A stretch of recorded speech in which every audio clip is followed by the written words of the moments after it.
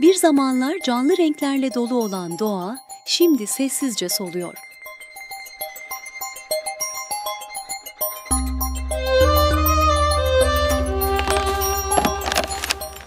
Ama umut, gençlerin yüreğinde filizleniyor.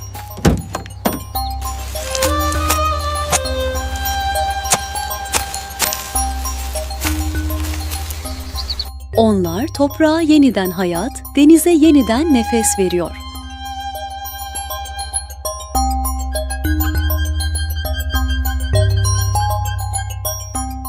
Sen de doğanın renklerini soldurma, harekete geç.